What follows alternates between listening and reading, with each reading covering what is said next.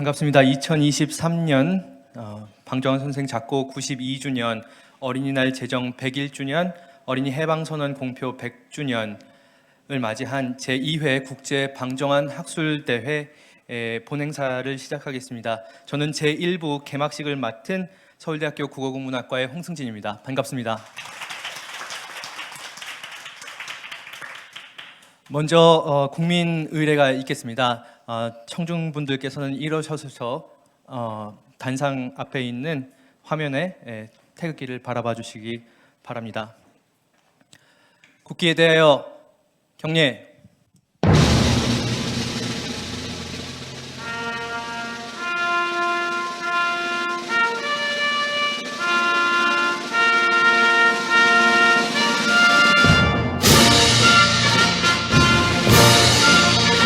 나는 자랑스러운 태극기 앞에 자유롭고 정의로운 대한민국의 무궁한 영광을 위하여 충성을 다할 것을 굳게 다짐합니다.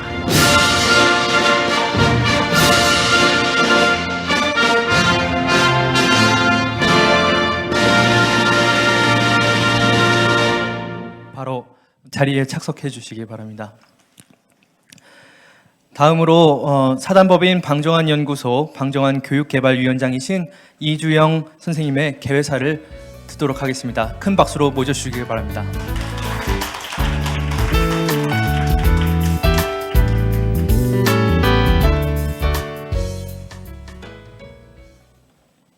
안녕하십니까.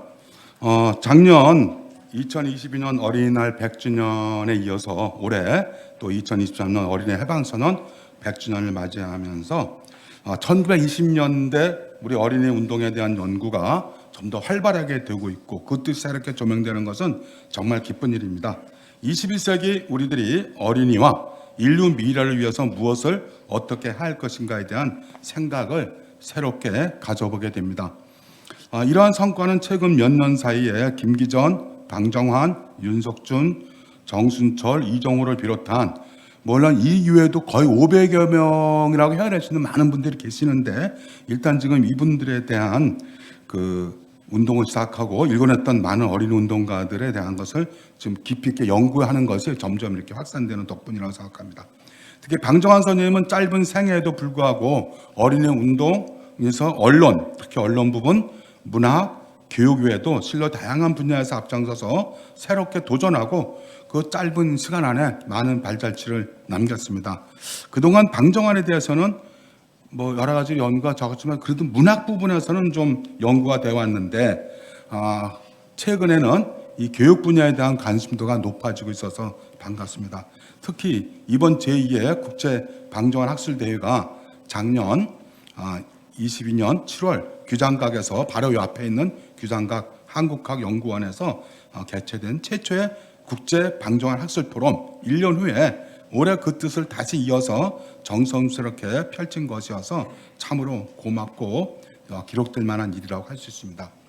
이러한 학술대회는 그동안 상대적으로 소홀했던 방정환 교육론에 대한 연구와 토론이 학문의 전당인 대학의 한복판에서 이루어진다는데 큰 의미가 있습니다.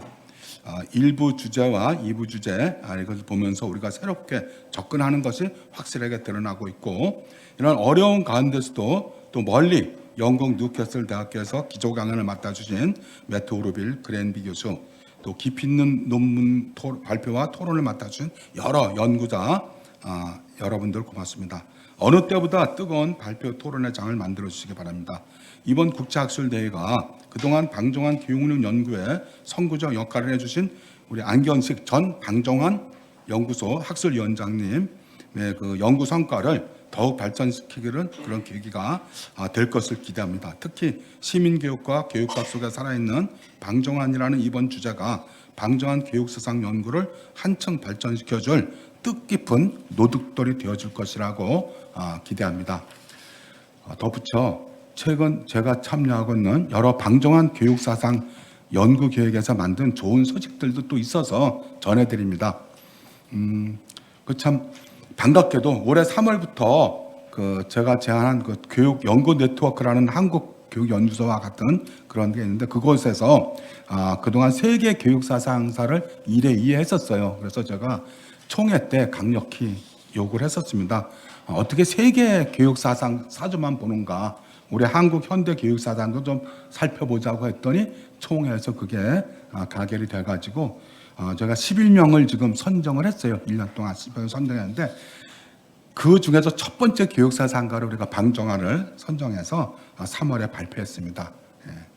그리고 내년에는 또 창비라는 그 창비교회라는 큰 출판사에서 50주년 기념해서 뭘 할까 하고 고민하던 거기에 이 이야기를 또 했습니다. 우리 한국 근현대 교육 사상가들한테 조명이 전혀 없다.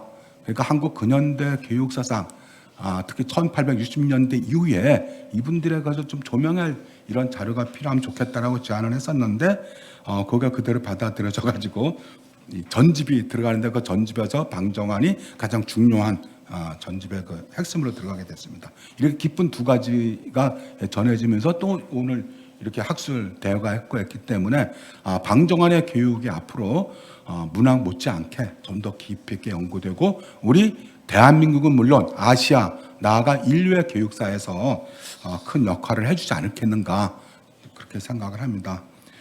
그래서 저도 평소 이런 교육을 사람답게 살 수 있고 사람이 사람답게 배울 수 있으며 사람을 사람답게 가르치는 것이 저는 참된 교육이라고 생각해왔습니다.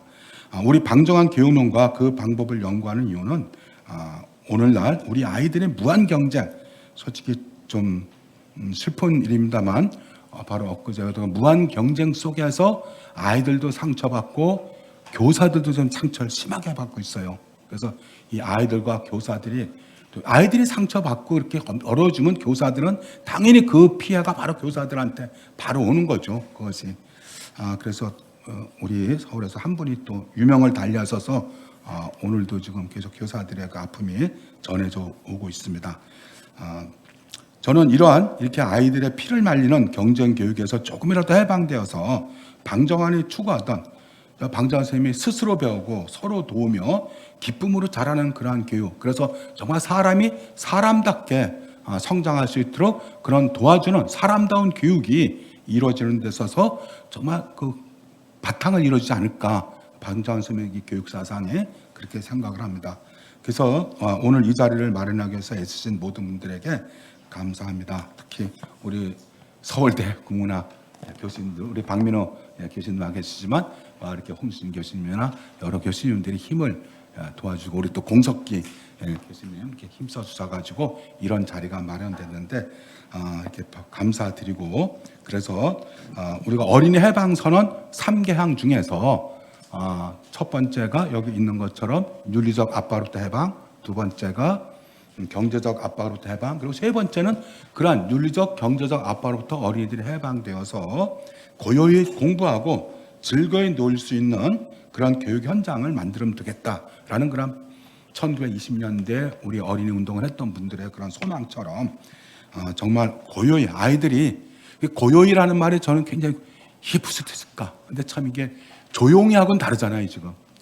조용히보다 고요히라는 말을 쓰신 이분들의 뜻을 살려서 정말 우리 아이들이 내면의 성숙함이 이루어지면서 영혼부터 고요하게 공부하고 영혼부터 성장할 수 있고 그리고 몸은 즐거이 놀면서 성장할 수 있는 그러한 교육이 되는데 보탬이 되기를 바라면서 이 개사를 간호합니다. 고맙습니다. 네, 이주영 선생님의 개회사 말씀 잘 들었습니다. 다음으로는 저희 이번 학술대회를 크게 후원하고 계신 서울대학교 국어국문학과의 박민호 교수님의 축사를 청해 듣도록 하겠습니다. 큰 박수로 맞이해 주십시오. 네, 인사드리겠습니다. 서울대학교 국문과에서 현대소설 전공 교수로 있습니다. 박민호입니다.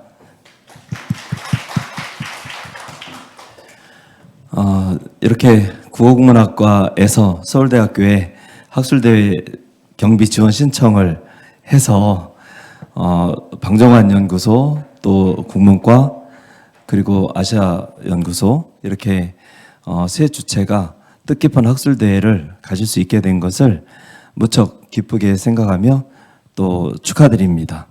그리고 오늘 기조연설을 해주신다고 지금 아마 기다리고 계신 것 같은데요. 그랜비 선생님 아마 보고 계실 것 같아요.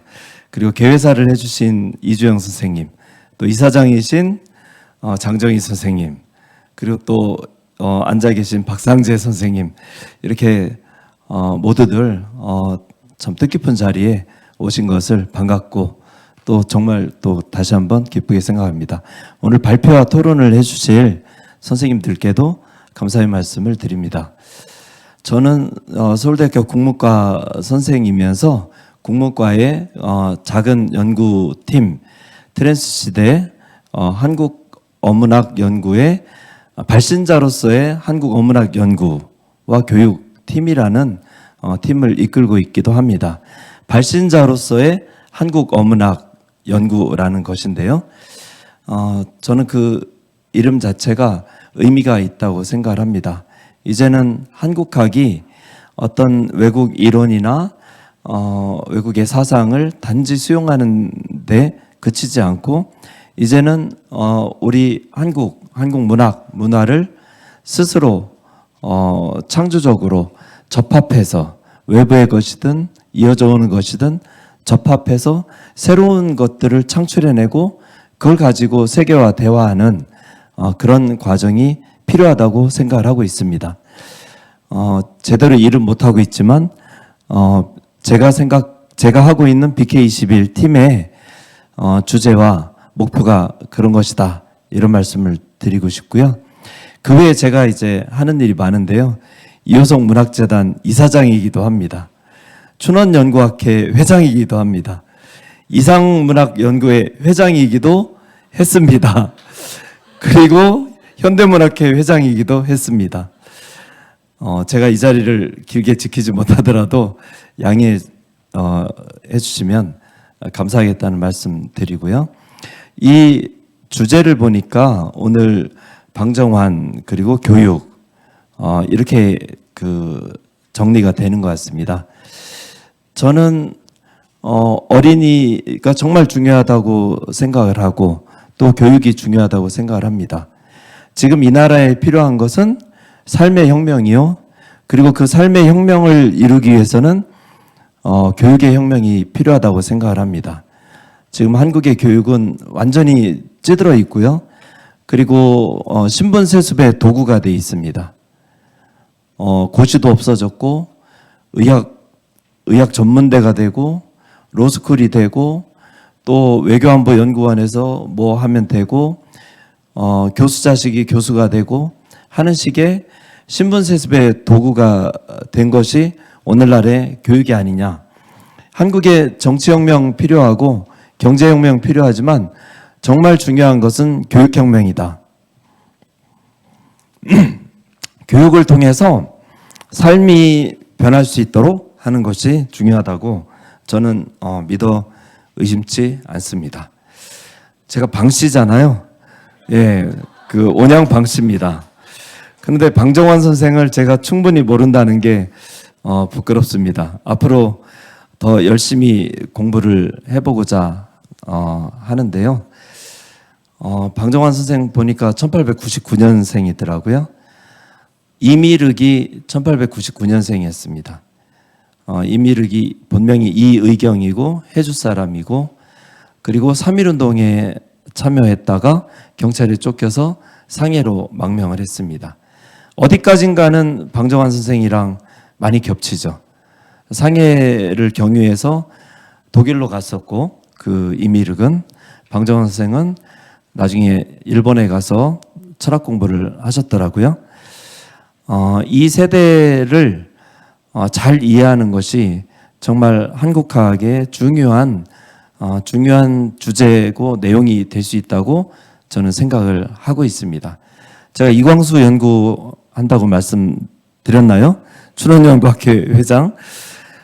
이광수가 1892년생인데 방정환은 1899년생, 김동희는 1900년생, 이태주는 1902년생, 신채호는 1880년생, 그리고 안창호는 1878년생, 한용우는 1879년생, 또 안중근 1880년생, 이 세대들이 숨가쁘게 역사가 변해가면서 자기 세대의 어떤 과제를 인식해 나가는 그리고 실행에 옮겨 나가는 그 과정, 이것을 내적으로 이해하는 것이 우리가 한국학을 보편적인 학문으로 또 함께 대화할 수 있는 학문으로 만들어 나가는 초석이 될 것이라고 생각을 합니다.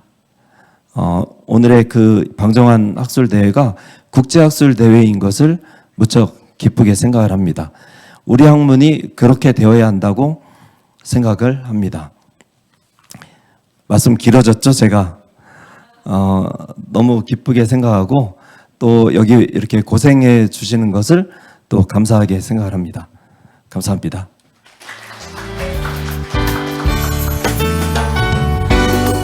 축사 말씀 들려주신 박민호 서울대 국문과 교수님께 다시 한번 진심으로 깊은 감사를 드립니다. 이제 오늘 기조 강연을 해주실 매튜 그랜비 교수를 기쁜 마음으로 소개해 드리겠습니다. Now it is with great pleasure that I welcome Professor Matthew Granby to give us his keynote speech today. 에모 그랜비 교수님께서는 뉴캐슬 대학교 영어 문학 언어학과에서 18세기를 담당하시는 교수님이십니다. Emo Granby is professor of 18th century in the Department of English Literature, Language and Linguistics at Newcastle University. 현재 교수님께서는 해당 대학의 연구 및 혁신 부총장을 역임하고 계십니다. He serves as Pro Vice Chancellor for Research and Innovation. 교수님께서는 18세기부터 19세기 초에 이르는 아동문학과 아동문화 연구의 권위자이십니다. Also, he is a prominent researcher of children's literature and culture in the 18th and early 19th century. 그랜비 교수님의 장기적인 연구 과제는 단행본 분량의 어린이 문학이 어떻게 탄생하고 초창기 발전 양상은 어떠하였는지에 관한 것입니다. In the long term, Professor Granby specializes in a book-length study of the birth and early development of children's literature. 교수님께서는 저서 아동 독자 1700년부터 1840년까지에서 장기 18세기 새로운 아동 문학의 소비자들을 탐구하신 바 있습니다. He has explored the consumers of the new children's literature in the long 18th century in his book The Child Reader, 17,000 to 1840. 그 밖에도 교수님의 연구 대상은 어린이를 위한 값싼 인쇄물, 예컨대 문학적인 인쇄물이라고 할 수 있는 소책자나 철자법과 같은 교육물 등의 흥미로운 요소들을 포함합니다. Another fascinating element in his research is popular print for children, whether literary, such as chapbooks, didactic, such as ABCs, etc. 오늘 기조 강연에서 그랜비 교수님께서는 어린이용 값싼 교육도서, 지구적 역사를 쓰기를 주제로 발표해 주시겠습니다. In today's keynote speech, Professor Granby will give a presentation on cheap educational books for children, writing a global history. 강연에서는 1500년대의 초창기 인쇄부터 1900년대에 걸친 어린이용 교육도서의 역사를 다루어 주실 것입니다. His lecture will be on the history of educational children's books, which would go back to the early days of printings and forward to the 19th century. 교수님의 강연은 철작법, 독본, 교리문답서를 포함한 아동용 값싼 교육 인쇄물의 지구적 네트워크를 이해하는 계기가 되리라고 예상합니다. I hope that his lecture will give you an opportunity to understand the global networks of cheap educational print for children, including ABCs, primers, or catechisms. 이번 강연 내용은 방정환의 사상과 통하는 점이 있다고 생각하는데요. 왜냐하면 방정환은 값싼 잡지 발간을 통해서 효과적인 어린이 운동을 도모하였기 때문입니다. I think that the content of this lecture has something in common with Bang Jong-hwan's thoughts because Bang promoted an effective children's movement through the publication of inexpensive magazines. 오늘 교수님을 이 자리에 모신 것을 큰 행운으로 생각하며 모두들 매튜 그랜비 교수님을 따뜻하게 환영해 주시기 바랍니다. We are extremely lucky to have him here with us today, so please join me in giving a warm welcome to Professor Matthew Granby.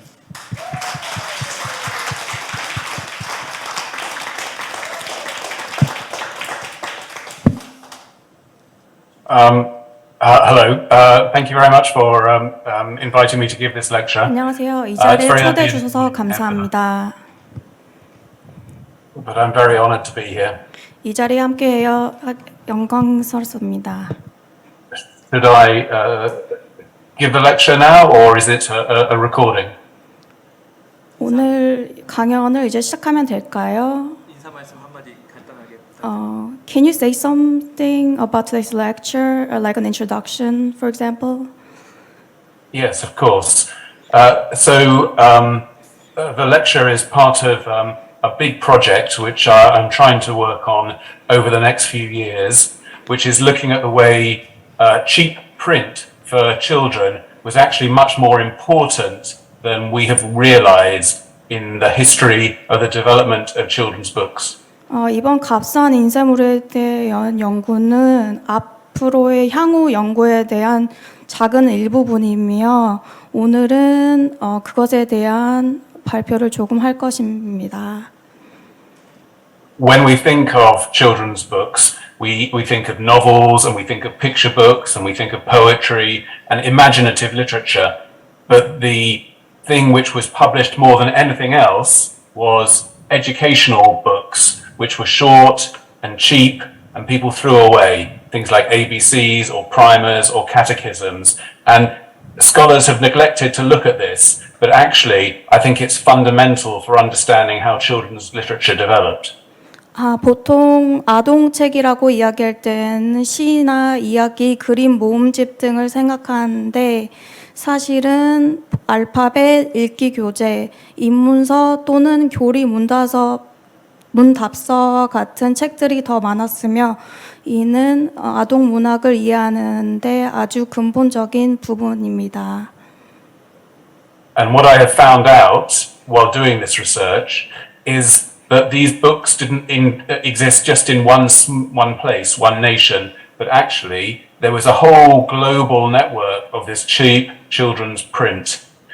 And what we see is that there were often huge similarities between what was produced in one country and what was produced in another country, so that we can see all of this material in a global context rather than just an individual national context.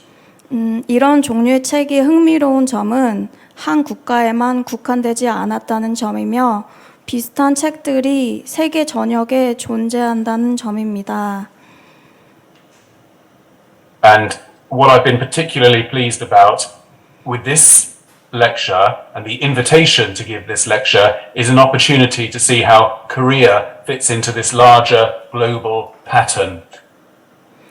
제가 이 강연에 참여하게 된 이유도 한국이 이러한 맥락에 어떠한 역할을 가지고 있는지에 대한 연구를 시작하기 위한 점이라고 볼 수 있습니다. And I should stress that I am not an expert on Korean children's books, but I would be very interested to hear from anybody in this audience about that subject or any other subject as it relates to the general theme that I've been trying to talk about here. 저는 물론 한국 문학에 대하여 잘 알지 못하지만 오늘 청중들께서 이 부분에 대해서 더 알려주실 수 있다면 좋을 것 같습니다. So thank you again for the opportunity to give this lecture, and I'm very honored to be able to speak to you. So thank you. 이번 강연에 초대해 주셔서 다시 한번 감사드립니다.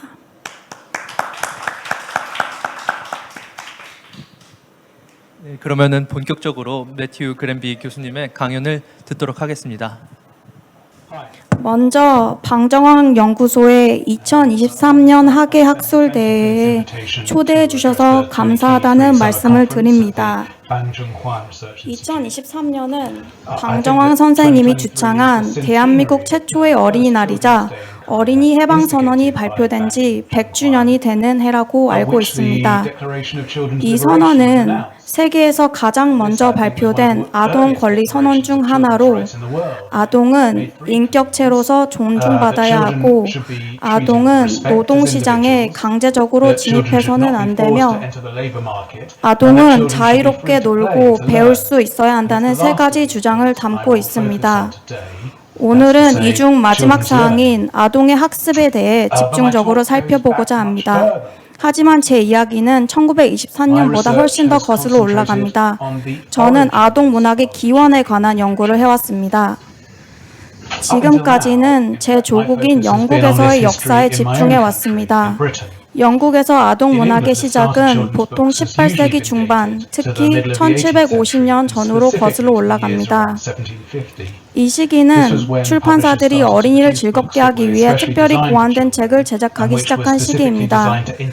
예를 들어 1744년경 런던에서 처음 출판된 토미 엄지의 예쁜 노래책이라는 동요집과 작은 예쁜 포켓북이라는 시 이야기 그림 모음집 등이 있습니다. 사실 이보다 훨씬 더 오래된 어린이 책이 있었습니다.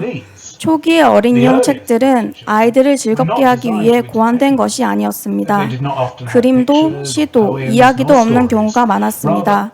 오히려 어린이들에게 읽기와 쓰기의 기본 원칙이나 종교를 가르치기 위해 고안되었습니다. 실제로는 두 가지를 모두 하도록 고안된 경우도 많았습니다. 이러한 기본 서적은 보통 알파벳, 읽기 교재 또는 입문서라고 부르거나 기독교를 가르치는 경우 교리 문답서라고 부를 수 있습니다. 이 책들은 짧고 값싸고 단순하거나 조악하게 인쇄된 경우가 많았으며 일반적으로 매우 일시적이었습니다. 1700년대와 1700년대 영국에서 출판된 입문서 또는 교리 문답서의 페이지를 여기에 볼 수 있습니다. 이러한 책에는 알파벳, 음절 및 간단한 단어가 포함되어 있어 읽기를 가르치고 기도문과 문답을 통해 종교를 가르쳤습니다. 지금 보기에는 지루해 보일지 모르지만 이 책들은 수십 년에 걸쳐 엄청난 수로 출판되어 여러 세대의 유아들이 읽은 최초의 아동 도서 중 하나라고 강력히 주장되고 있습니다. 이런 종류의 책이 정말 흥미로운 점은 한 국가에만 국한되지 않았다는 점입니다. 비슷한 입문서, 알파벳, 교리 문답서가 유럽 전역에 존재합니다. 언어도 기독교 교파도 다르지만 기본 내용과 형식은 거의 항상 동일합니다.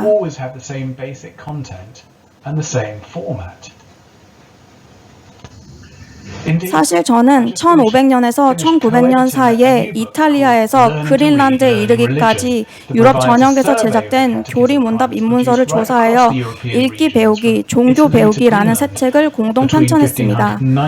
그러나 더 흥미로운 사실은 이런 종류의 저렴한 어린이용 인쇄물이 전 세계적으로 퍼져나갔다는 점입니다.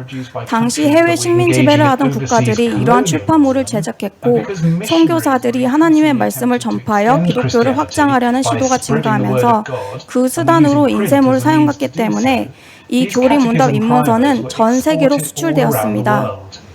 어떤 의미에서 교리 문답서는 최초의 글로벌 문학이 되었습니다. 예를 들어 인도에서 영어로 인쇄된 최초의 텍스트는 무엇일까요? 아니면 사하라 사막 이남의 아프리카 언어로 인쇄된 최초의 책은 무엇일까요? 아니면 중미 또는 북미에서 최초로 인쇄된 텍스트는 무엇일까요? 정답은 위대한 문학 작품이 아닙니다. 심지어 성경도 아닙니다. 오히려 이 모든 경우에는 주로 어린이 교육을 목적으로 한 기본적인 입문서였습니다. 오늘 제가 이야기하고 싶은 것은 바로 이 텍스트입니다.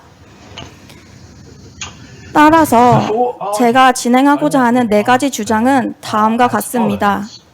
첫째, 16세기부터 문해력과 종교의 기초를 가르치는 값싼 인쇄물이 대량으로 출판되었는데 그 대부분은 주로 어린이를 대상으로 한 것이었으며 이는 유럽뿐만 아니라 전 세계로 퍼져나갔습니다. 둘째, 비록 소홀히 다루어졌지만 이러한 텍스트는 인쇄 산업의 출현에 필수적이며 인쇄 업체가 대규모 사업을 설립할 수 있는 수익성의 토대를 제공했습니다. 셋째, 이 값싼 교육용 텍스트는 우리가 세계문학이라고 부를 수 있는 새로운 형태를 형성하게 되었고 1850년경에는 전 세계의 많은 어린이들이 비슷한 형태의 텍스트를 인식하고 사용하게 되었습니다. 그리고 넷째, 이러한 텍스트의 유통은 식민지와 강압적 전도, 문화적 언어적 손실의 과정에 기여한 것으로 이해되어야 하지만 토착적 관습과 외래적 관습을 융합한 흥미로운 하이브리드 텍스트도 많이 생산했습니다. 사실 인문서의 역사는 동아시아에서 시작되었다고 봐야 합니다. 예를 들어 중국에서는 아이들이 약 2,000개의 기본 한자를 익히도록 가르치는데 인문서가 중요하게 사용되었습니다. 한국의 경우 저는 인쇄술이나 교육의 역사에 대해 거의 알지 못한다는 사실을 고백해야 할 것 같습니다. 하지만 조선 초중기에 도덕적 교훈을 담은 인쇄본이 분명히 존재했다는 점은 고려되어야 합니다. 대표적인 예가 1434년 즉 구텐브레크에 의해 유럽에서 이동식 활자가 처음 사용되기 전 목판으로 처음 인쇄된 세 가지 관계에 대한 도감으로 번역될 수 있는 삼강행실도입니다. 제가 이해한 바로는 충성과 헌신에 관한 여러 가지 짧은 이야기의 형식을 취했으며 사회계층과 가족 세대 간의 적절한 유대관계에 대한 유교적 원칙을 가르치기 위한 것이었습니다. 아마도 대상은 특히 젊은이들이었을 것입니다. 1484년에 삼강행실도를 일상어로 번역하여 도성 안팎의 양만 가문의 가장과 원로 또는 그들의 스승과 강사가 여성과 어린이를 가르칠 수 있도록 하라는 지침이 내려진 것을 보면 알 수 있습니다.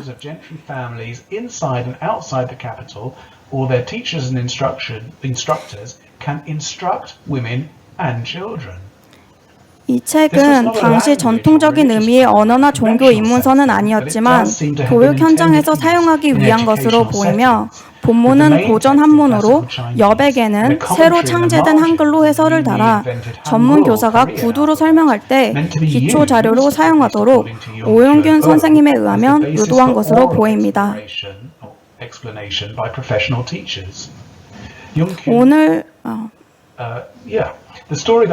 오늘 제가 하고 싶은 이야기는 값싼 아동용 인쇄물의 대륙간 보급에 관한 것입니다. 이는 유럽의 상업주의와 식민주의 그리고 기독교 포교의 과정과 불가분의 관계에 있었습니다. 교리문답, 입문서, 기타 경건하고 교훈적인 텍스트는 깨달음과 종교를 심어주는 데 필수적인 도구로 여겨졌으며 이는 통치의 문화적 기술로 불렸습니다. 유럽의 활판 인쇄술과 도상학 시스템을 사용하여 서양식 코덱스 형태로 제시된 값싼 인쇄물은 오랜 토착 통신 기술을 억압하는 데 사용되었습니다. 우리는 아동 도서의 초국가적 확산이 항상 축하할 일은 아니며 종종 무자비한 권력의 배치였다는 사실을 기억할 필요가 있습니다. 또한 이 강연에서 대륙과 대륙 사이 16세기와 19세기 사이를 넘나드는 작업은 피상적이고 일반화될 위험이 있으며 매우 다양한 맥락 사이의 근본적인 차이점을 간과할 수 있다는 점을 잘 알고 있습니다. 제가 지금 발표하는 내용은 더 크고 미묘한 프로젝트의 시작일 뿐입니다. 인쇄술가 성장하는 스페인 제국의 중심지였던 세비야부터 시작해보겠습니다. 독일인 인쇄업자 야콥 크롬버거는 1500년에 세비야에 도착했고 1525년에는 멕시코와의 스페인 서적 무역을 독점할 수 있는 권한을 부여받았습니다. 1529년 그가 사망했을 때 그의 재고 목록이 조사되었습니다. 그 결과 값싸고 교육적인 인쇄물이 많다는 사실이 밝혀졌습니다. 예를 들어 10,000권의 플리에고스 데카르티아스, 23,750권의 알파벳 처음 부분의 장들을 뜻하는 플리에고스 데라 프리메라 파르테 데 아베세다리오가 있었습니다. 갈티아는 카드라는 뜻이지만 보통은 일종의 입문서를 의미하며 알파벳, 음절, 점점 더 긴 단어, 그리고 독자들이 새롭게 얻은 문해력을 연습할 수 있는 보통 경건한 내용의 간단한 텍스트를 통해 기본적인 문해력과 종교적 교리를 가르칩니다. 아마도 이것은 1530년대에 크롬버거의 아들 후안이 출판한 것으로 최근 확인된 가르티아 파라 엔세냐 아 리어와 유사한 책이었을 것입니다. 1540년 그가 사망했을 때 후안 크롬버거의 주니어의 재고에는 11,000장 이상의 스페인어 가르티아가 포함되어 있었습니다. 이것은 엄청난 숫자입니다. 하지만 이보다 더 많은 양이 멕시코와 페루로 향했습니다. 1585년 스페인을 떠난 한 함대의 화물을 분석한 결과 세비야에서 인쇄된 12,000권의 교육용 책자가 100권, 300권, 500권으로 깔끔하게 나누어져 있었습니다. 1627년에서 1660년 사이에는 바야돌리드에서 세비야로 260만 부의 책자가 보내졌는데 주로 수출용으로 보내졌습니다. 이 무렵 멕시코에는 1539년에 인쇄기가 설치되었고 필연적으로 첫 번째 생산품은 까르띠아스였습니다. 1569년 혹은 아마도 그보다 더 어린 시기에 페드로 오차르테는 노아카틀러로 선택된 요소와 함께 카스티아어와 라틴어로 인쇄된 카르티아 파라 엔세냐 리어와 플랑드린 프란체스카 페드로 데 칸테의 작품으로 추정되는 30개의 목판화를 출판했습니다. 한편 북미에서는 1638년 매사추세츠주 케임브리지에 최초의 인쇄기가 도착했습니다.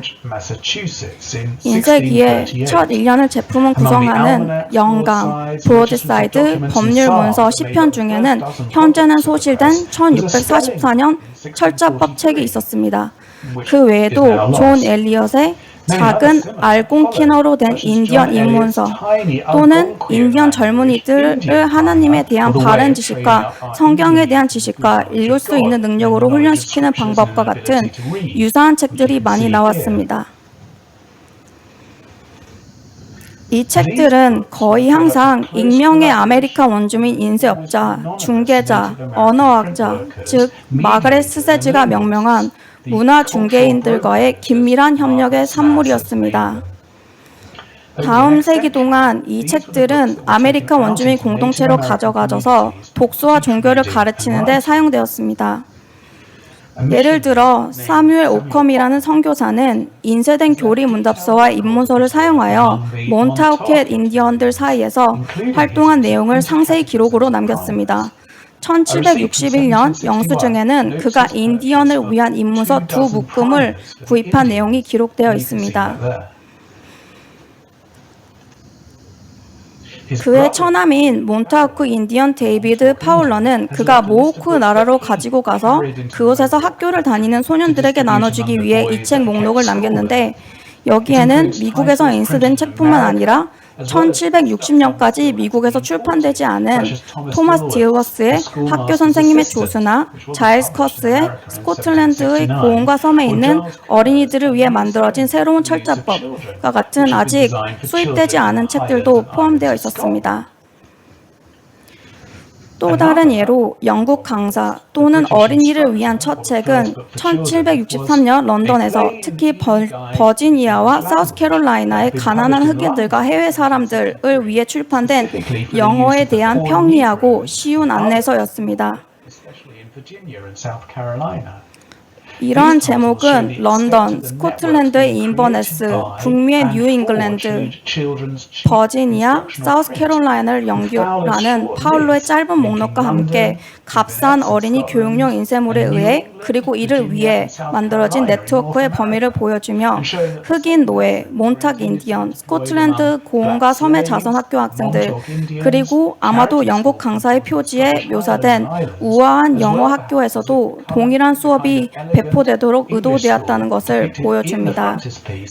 요점은 이 값싸고 단순한 어린이용 교과서가 바다를 건너 매우 다양한 종류의 독자들에게 사용되고 있었다는 것입니다. 이 네트워크의 한 교점은 18세기 초 남아시아에도 존재했는데 1620년 덴마크 왕실이 인도 남부, 현재 인도 타밀나두주에 설립한 트랑케바라는 교육소에 있었습니다. 1706년에는 바를 톨로마우스 지겐발그와 하이니 프리츠샤우라는 두 명의 독일 선교사가 영입되었고 현지 원주민과 외국인 커뮤니티의 다양한 계층을 위한 학교가 빠르게 설립되었습니다. 타밀어, 포르투갈어, 덴마크어, 그리고 1707년에는 아마도 인도 최초의 여학교가 설립되었습니다. 유럽으로 보낸 모금 편지에서 알 수 있듯이 선교사들은 모든 어린이에게 학교 교육을 제공한다는 개념에서 독서를 기본으로 삼았습니다. 처음에 선교사들은 1년에 말라바 원고로 불리우는 것을 개발했는데 여기에는 교리 문답서뿐만 아니라 말라바릭 입문서, 말라바릭 철자법 책 등이 포함되어 있었습니다. 이 사본들은 야자수 잎에 금속 도구로 각 글자를 찍고 인도 대부분의 지역에서 행해지던 방식대로 잎을 끈으로 묶어 만든 흥미로운 혼합 형태였습니다. 하지만 선교사들은 이를 무한정 계속 사용하지 않았습니다. 트랑케바에 모인 도서관에는 히브리어, 그리스어, 라틴어, 다양한 현대 유럽 언어, 그리고 소수의 다양한 아시아 언어로 된 책들이 있었지만 학교의 초등 교육에는 적합하지 않은 책들이었습니다. 1712년 런던의 기독교 지식 증진 협회에서 인쇄기를 보냈고 선교사들은 즉시 어린이를 위한 짧은 교과서를 인쇄하기 시작했습니다. 첫 번째는 프리츠샤우의 트랑케바이 학교에서 입문서 대신 사용할 수 있는 포르투갈어에 대한 간단한 지침서였습니다. 이 책은 마누알 오우 브레베 인스트럭타사우 que serve por uso das crianças que aprendem ler e começar hisar nas escolas portuguesas로 출판되었고 다른 유사한 텍스트들이 뒤따랐습니다. 그리고 1716년 트랑케바 출판사는 토마스 다이시의 영어의 길잡이를 출간했습니다. 이 책은 9년 전인 1707년 런던에서 처음 출판되었습니다. 트랑케바에서 인쇄된 200부는 해적판으로 원저자나 출판사의 허락을 받지 않은 판본이었습니다. 놀라운 점은 이 책이 인도에서, 아니 제가 아는 한 아시아 전역에서 영어로 인쇄된 최초의 책이라는 사실입니다.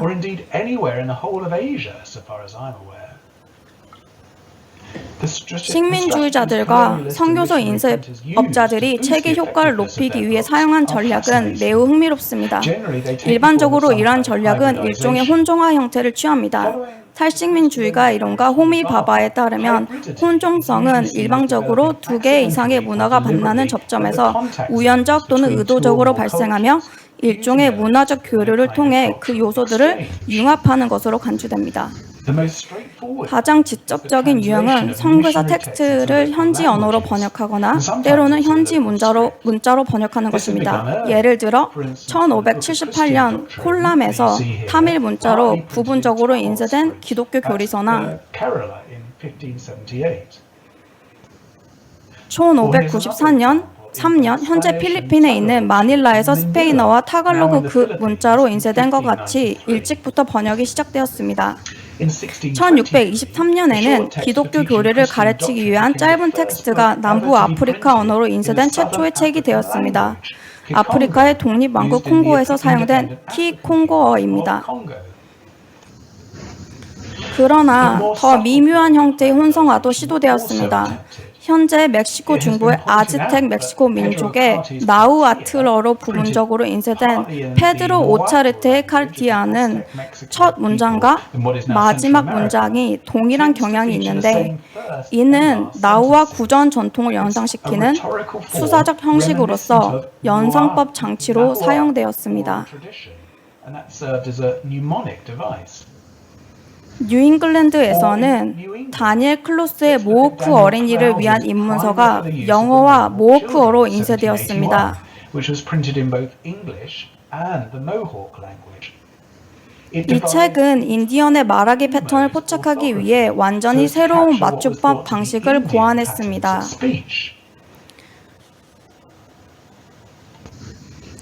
19세기 초 팽창하는 미국 남부와 서부의 아메리카 원주민을 개종시키려는 선교사들은 현재 오클라호마인 인디어 영토의 파크힐에 있는 미션 프레스에서 인쇄된 24페이지 분량의 1839년 체로키 입문서에서 볼 수 있듯이 급진적인 텍스트 전략을 사용했습니다. which is now Oklahoma. 아메리카 원주민 언어를 로마자로 표기하는 대신 기호를 사용하여 음절을 나타내는 혁신적인 체로키 언어 표기 시스템을 사용했으며 따라서 특별한 서체를 잘라야 And 했습니다. that's requiring a special typeface to be cut. 이는 1810년대에 체로키족 박씨과 세코야가 개발한 것입니다. 모든 혁신에도 불구하고 이 책은 석탄 마차와 범선, 심지어 코뿔소와 같은 부조화적인 주제를 묘사한 사파와 함께 여전히 그 시대의 영국 어린이 입문서와 닮았다는 점은 주목할 가치가 있습니다. And even a rhinoceros. Meanwhile, 한편 중국에서는 윌리엄 밀른과 같은 선교사들도 비슷한 융합 교리서를 제작하고 있었습니다. 1817년 밀른의 청년 교리 문답서는 현지 형식을 채택하여 한자로 된 글을 2페이지에 걸쳐 16개 열로 인쇄했으며 각 블록은 현지 장인이 제작하여 중국 종이에 인쇄했습니다. artisans and printed on Chinese paper.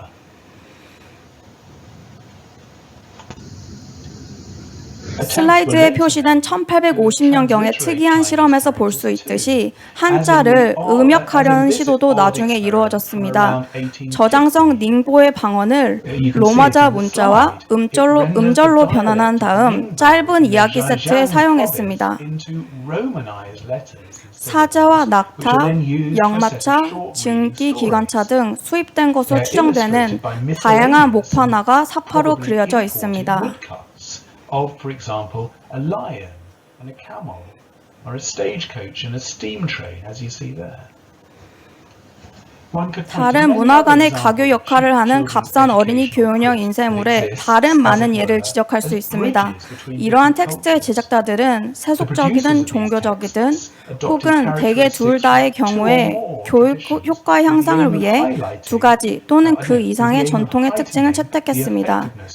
이러한 시도는 장소와 시기에 따라 다르지만 더 큰 패턴의 일부를 형성하는 새로운 융합, 새로운 하이브리드를 만들어냈습니다. Place to place and from time to time, but form part of a larger pattern. 한국의 사례를 살펴보면서 마무리할까 합니다. Korea. 앞서 말씀드렸듯이 저는 한국의 교육 역사에 대해 거의 알지 못하지만 이번 강연 초대를 받고 제가 말하는 값싼 어린이용 교육용 인쇄물의 세계화라는 말이 한국에서 어떻게 이루어졌는지에 대해 생각해보게 되었습니다. 한국은 다른 나라와 다른 점이 많은데 부분적으로는 한국 역사 초기에 이동식 활자를 이용한 인쇄술이 사용되었기 때문이고 부분적으로는 19세기 말까지 한국과 서양과의 교류를 막았던 쇄국주의 정책 때문이기도 합니다. 예를 들어 한국에서 수세기 동안 인쇄가 번성했지만 유럽식 기계식 인쇄기는 1880년대에 처음 도입되었습니다.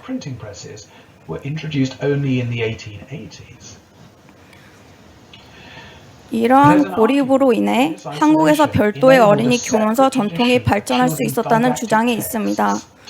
19세기 초 한국에서 장훈의 작품에 대해 들어본 적이 있을 것입니다. 장훈은 청인 시인자 수필가였지만 초기에는 교사로도 활동했습니다. 나중에 그는 인쇄감독국에서 일하면서 나무에 직접 활자를 새겨 개인적으로 많은 책을 출판하기도 했습니다. Using which he privately published many books. 그가 인쇄한 가장 오래된 책 제목은 1803년에 인쇄된 아이 월람입니다. 어린이 교육의 입문서로 번역됩니다. 무식한 사람을 가르치는 책, 몽유편이라는 또 다른 입문서를 포함하여 다른 유사한 텍스트가 이어졌습니다. 이 책들은 꽤 자주 재인쇄되었습니다. 몇몇 학자들은 이 작품들을 마을 학교에서 교육을 시작할 때 사용하도록 고안된 교과서로 보고 있습니다. 저는 이 작품들을 직접 참조할 수 없었기 때문에 그 내용과 형식에 대해 정확히 알지 못합니다. 제가 알기로는 이 책들은 읽기를 가르치는 알파벳이나 종교와 도덕을 가르치는 유교적 인문서가 아닌 것으로 알고 있습니다. 오히려 형이상학, 역사, 진리, 국가 관습, 정기, 통치자의 연대기, 엄청나게 키가 큰 사람이나 양쪽 눈에 여러 개의 눈동자를 가진 사람, 동물과 소통할 수 있는 사람 등 경이로운 사람들에 대한 이야기가 섞여 있는 일종의 백과사전과 비슷한 것 같습니다. 물론 이것은 흥미롭지만 제가 이 강의에서 논의한 어린이 교훈적인 텍스트와는 현저히 다릅니다. 또한 황재문 선생님은 아이 월남을 학교나 어린이를 위한 교육서로 간주해서는 안 된다고 주장하기도 했습니다. 이 텍스트가 19세기 조선의 어린이들이 사용하도록 고안된 것인지 아니면 실제로 사용되었는지 확인하기 위해서는 더 많은 연구가 필요합니다.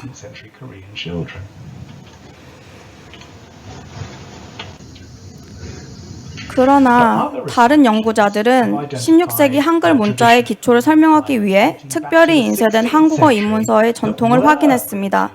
이를 반절이라고 하며 20세기까지 사용되었습니다. These are known as Panjol and were in use in the 20th century. 어떤 면에서는 앞서 설명한 기존의 인문서와 비슷해 보입니다. 핵심 내용에는 모음과 자음이 어떻게 결합하여 단어를 만드는지, 어떻게 발음해야 하는지를 보여주는 표와 구구단이 포함되어 있습니다. 이는 기초교육에 해당하며 어린이들이 사용하기 위한 것일 수 있습니다. 이처럼 반절은 외부 모델과 일치하지만 영향을 받지 않은 매력적인 인문서 정통을 나타냅니다. 하지만 그에 못지않게 흥미로운 것은 이러한 인문서에서 가끔 발견되는 또 다른 맥락입니다. 송윤우 선생님이 지적했듯이 이러한 반절에는 운세와 미래를 예측하는 방법도 포함될 수 있었습니다. 이와 같이 유럽에서 흔히 볼 수 있었던 또 다른 종류의 저렴한 인쇄물, 즉 연감과 비슷해 보입니다. 따라서 이것은 추가 조사가 필요한 또 다른 주목할 만한 형태의 값싼 인쇄물입니다. 마지막으로 한국이 서구의 영향에 개방되기 시작했을 때 선교사들이 다른 많은 지역에서 그랬던 것처럼 기초 교육 서적을 제작하기 시작한 것은 놀라운 일이 아닙니다. 대표적인 인물이 존 로스로 그는 1877년에 한국어 입문서를 출간했습니다. 그는 이 책이 한국어를 배워 자신의 업무에 도움이 되고자 하는 상업 대리인과 선교사들을 위한 것이지 한국 어린이들을 위한 것이 아니라고 말했습니다. 하지만 이 책은 우리에게 익숙한 입문서 형태를 취하고 있습니다. 이미 자주 보아왔듯이 로스의 입문서는 5년 후인 1882년에 시작된 성경을 한국어로 번역하려는 그의 노력에 선행되었다는 점에 주목할 필요가 있습니다. 이 강연에서 제가 주장한 것은 19세기 중반에 세계 여러 지역에서 값싼 교육용 인쇄물 문화가 보편되었다는 것입니다. 저장성, 콜카타, 오클라호마, 런던 등 여러 곳에서 제작되는 아동용 입문서가 형식과 사파, 교육적 전략 면에서 모두 서로 뚜렷하게 닮아 있다는 사실은 놀랍습니다. 이는 19세기 산물뿐만 아니라 16세기, 17세기, 18세기에 걸쳐 꾸준히 발전해온 것입니다. 이러한 텍스트는 식민지와 강압, 문화적 어원적 손실이라는 더 큰 역사의 일부로 이해되어야 합니다. 그러나 상호작용을 촉진하고 저술한 번역가와 상인, 인쇄업자, 교육자와 같은 문화 중개인의 개별적인 협력 또는 문화 및 교육 전통의 보다 체계적인 종합이라는 측면에서 협력과 수용의 산물로도 이해할 수 있습니다.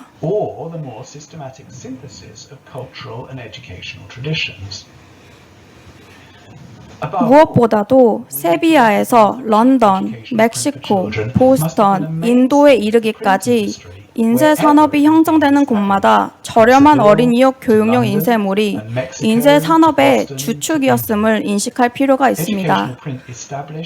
교육용 인쇄물은 수출 네트워크를 구축하고 유지했습니다. 인쇄 산업의 필수 요소인 인쇄기, 종이, 잉크, 활자체를 새로운 장소로 운송하거나 그곳에서 제조할 수 있는 배경을 제공했을 뿐만 아니라 이를 작동할 사람을 교육하는 데에도 큰 역할을 했습니다. 그리고 새로 설립된 인쇄소에서 인쇄할 텍스트를 제공했는데 대개 보조금과 함께 판로가 보장되는 경우가 많았습니다. 따라서 이러한 텍스트는 보기와 읽기에 지루할 수 있지만 초국적 인쇄 네트워크의 발전에 대한 중요성이나 하이브리드화 전략에 내재된 창의성을 과소평가해서는 안 됩니다. Inherent in their strategies of hybridization.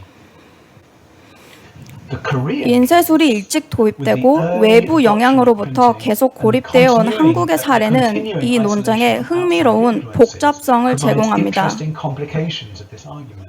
한국은 독자적인 입문서 전통을 발전시켜 온 것으로 보입니다. 어떤 면에서는 세계 다른 지역에서 생산된 입문서의 특징을 공유하지만 어떤 면에서는 매우 다르게 보입니다. 이 주제에 대해서는 더 많은 연구가 필요하며 한국 문학사, 특히 아동 문학사에 대해 저보다 더 전문적인 지식을 갖고 계신 청중 여러분들이 이 문제를 더 잘 조명해 주실 수 있기를 바라며 오늘 이 질문을 제기했습니다. 이번 강연에 초대해 주셔서 다시 한번 감사드리며 특히 한국의 값싼 교육용 인쇄물의 역사에 대해 조금이나마 알아볼 수 있는 계기가 되었다는 점에서 감사의 말씀을 드립니다. 경청해 주셔서 감사합니다.